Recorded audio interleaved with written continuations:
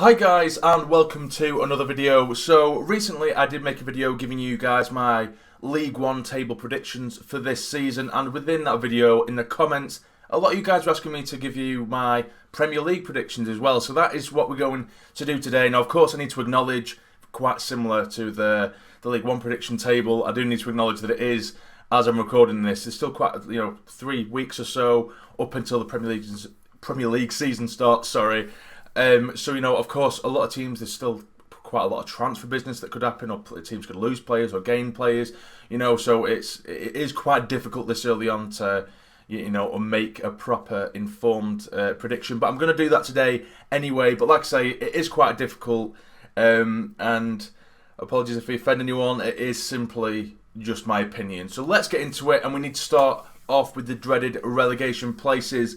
So 20th place, I have put Norwich. For me, I just feel like they're not going to be quite strong enough for the Premier League. Unfortunately, I do like them. I think they were great last year in the Championship, but it's just so difficult, that jump from the Championship to the Premier League, and I feel like they will struggle with that. Now, Brighton, I have put them for 19th. I think that they will also struggle. I feel like they're not quite strong enough for the Premier League, and I think this season they will go down. It will just be a step too far for them. Now in 18th, I take no pleasure in saying this, I believe Newcastle will make up or finalise that bottom three. Now I think it could go either way. I do have a small feeling that Mike Ashley will actually back Bruce, which will probably shock a lot of Newcastle fans, but I've got a feeling he will, basically just to take the piss. Because Mike Ashley just seems to love taking the piss out of the mag, doesn't he? He'll sack a more sort of glamorous manager he'll let a manager go, a more glamorous manager in Rafa Benitez. He'll hire someone as underwhelming as Steve Bruce, but then he'll give him money. Do you know what I mean? That's just such a Mike Ashley thing to do. And if he does give him money, he might be able to work on a budget and maybe get them a half decent position for the squad that they've got. But as of right now, as I'm recording this, I don't think they've really made many moves at all, if any, in the transfer market. But for me, I think if the fans got behind Bruce, I think they could be okay.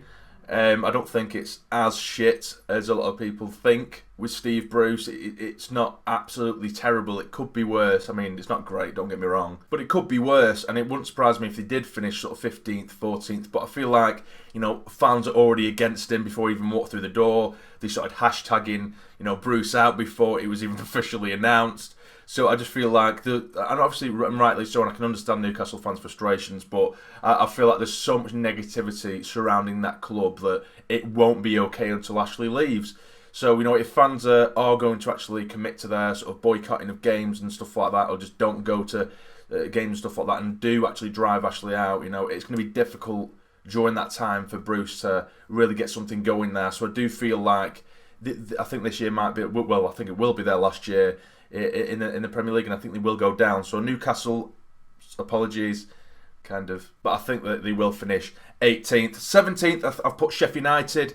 I do believe that they've built a really good team spirit there, a really good work ethic. They've just come up from the Championship, and originally I did have them in my sort of bottom three, but I just feel like they have that character in it, and they have that unity at that club right now that I think will at least just drag them through those tough games, or just scrape the odd draw here and there, and I do feel like they will be safe.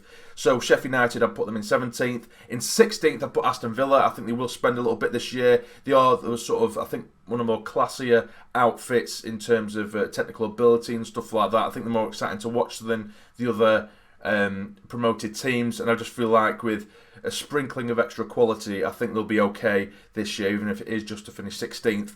Now 15th, I've put Burnley, another team that just, every time I see them, they just don't seem to, massively improve. It just seems to be the same old Burnley, but they managed to stay in the Premier League. They managed to grind out results. They're not the prettiest team to watch by any stretch, and but I think they'll be okay again. I think they'll be alright. I think they'll do enough to stay in the league.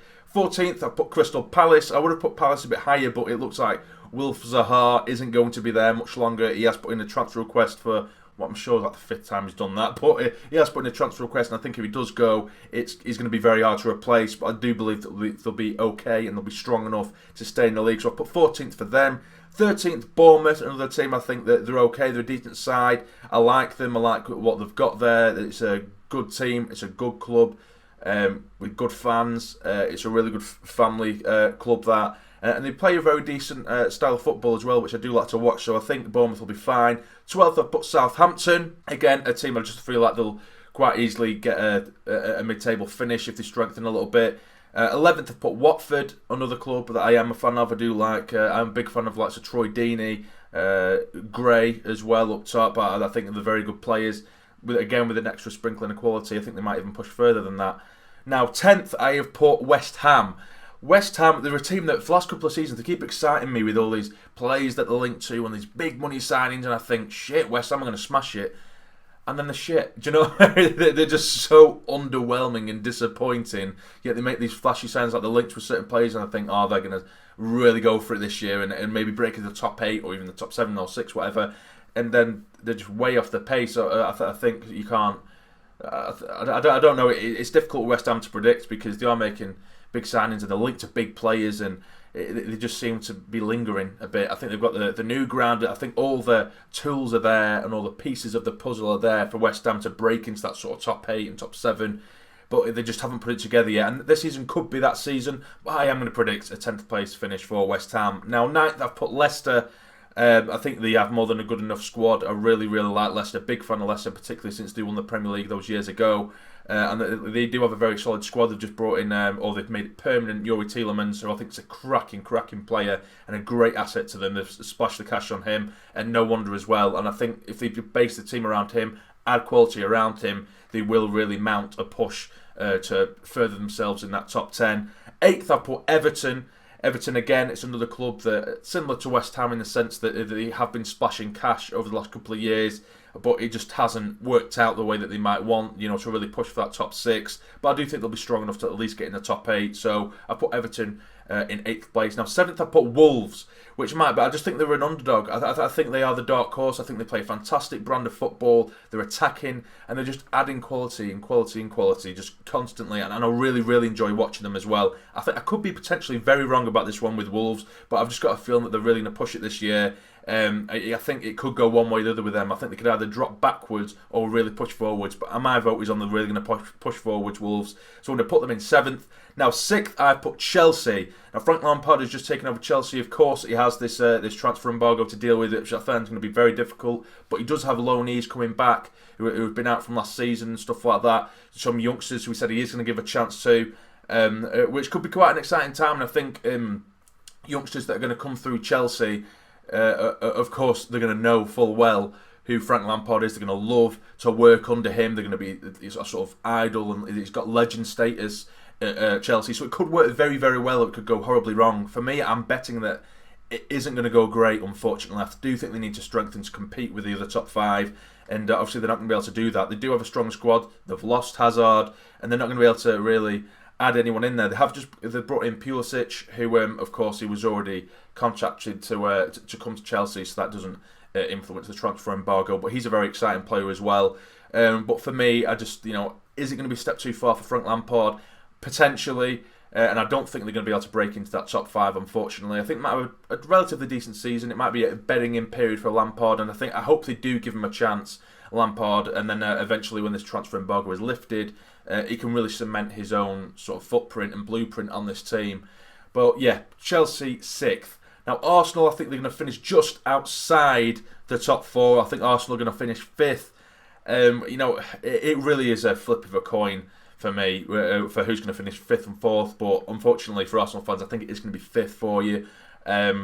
Again, I hope Emery does, and I do like watching Arsenal. I've always been a big fan of watching Arsenal, but of course over the last few years they've drifted away from the personality they used to have. That brand of football is getting of a lesser and lesser quality for me, which it sounds a bit harsh, but of course when you grow up watching Arsenal with the likes of Patrick Vieira and Thierry Henry and Freddie Ljungberg, Perez and stuff like that, you get used to a certain level and a certain standard of quality when you associate thoughts with Arsenal, and it has just dropped, and Arsenal fans I'm sure will agree, it has just dropped the quality, and they do have a good base of players there. They just really, really need to improve. They just need to make that extra step, that extra leap, make that 2 or 3 big marquee signings to really push themselves into that top 4, because I feel like they're just lingering and sliding away a little bit, Arsenal, at the minute. So I have gone for 5th for them. Now, Manchester United, I have put in 4th.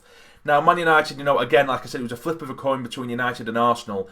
United, I think, with a full pre-season, a full transfer market under Ole Gunnar Solskjaer, I think it could work very well. But the thing with United, of course, if you get Pogba to tick, if you get Rashford to tick, if you get all these players to tick, then they're a very, very dangerous squad. It's just how consistent they can be. Pogba on his day is absolutely incredible, and he can control a game single-handedly.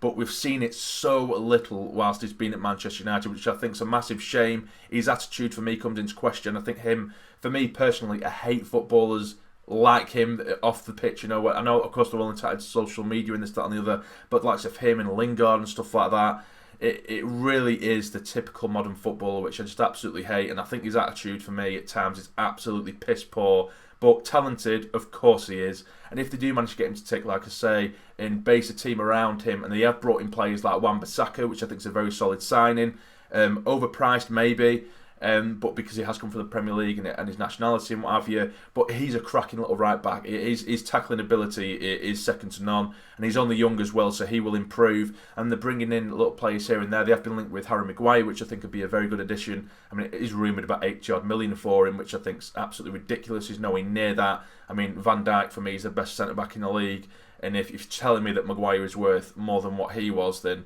you're taking the piss. But for me, I think with the right additions and a full pre-season under Ole Gunnar Solskjaer, I think they will find themselves sitting in 4th, Manchester United. Now, 3rd, I have put Spurs. I just think Spurs, they're a very classy side, and I think they're very good as well. They've got obviously Harry Kane in there, who will, I think for me, will absolutely smash it this year, which he does every year. He's a very consistent goal scorer. But I just think they have enough quality, and I think the top 3 again will be heavily separated away from the rest. I think 3rd, 2nd, and 1st there'll be a big jump in terms of points and point total. I think there'll be quite a considerable gap between them. And like I say, I do think Spurs will be on the cusp of that. I think they will be 3rd. 2nd, I'm going to go for Liverpool. I don't think they're going to be strong enough to compete with like City, who of course won it last year. But Liverpool for me, cracking team. I just mentioned before, they were the best centre back in the league. They've got some of the most exciting attackers in the league as well. But first and foremost, of course, top of the pile, Manchester City. I just think they've just spent so much money, haven't they? They've got such an amazing side. Kevin De Bruyne, one of the best central midfielders in the world for me, one of the best passers of the ball for me, best vision in the world for me. I just think he's an absolutely world-class player, Kevin De Bruyne, and you keep him fit and you won. Basically, I think he's absolutely class. Of course, they've got the likes of Aguero in there. They've got Bernardo Silva, Sterling, who's been firing on all cylinders. They brought in extra players as well. They brought in that Rodri as well, who looks like a very exciting player.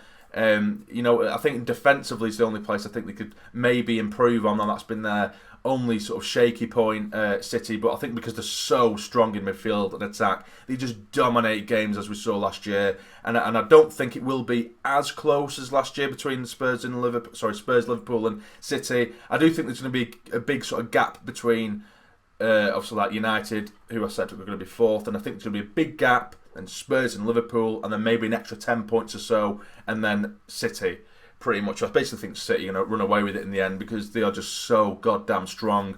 But that is my prediction, guys. So just to recap, we have Norwich in 20th, 19th Brighton, 18th Newcastle, 17th Sheff Utd, 16th Aston Villa, 15th Burnley, 14th Crystal Palace, 13th Bournemouth, 12th Southampton, 11th Watford, 10th West Ham, 9th Leicester, 8th Everton, 7th Wolves, 6th Chelsea, 5th Arsenal, 4th Manchester United, 3rd Spurs, 2nd Liverpool, and 1st Manchester City. So those are my prediction, guys. Let me know what you think about them in the description down below. Remember, guys, it is only my opinion anyway, but let me know what your predictions are as well in the comments. But if you have enjoyed this video, please hit the like button for me. It'd be massively appreciated. And subscribe to the channel if you're not already to become a fully fledged member of the Sassy Army. But for now, you take care and stay jammy.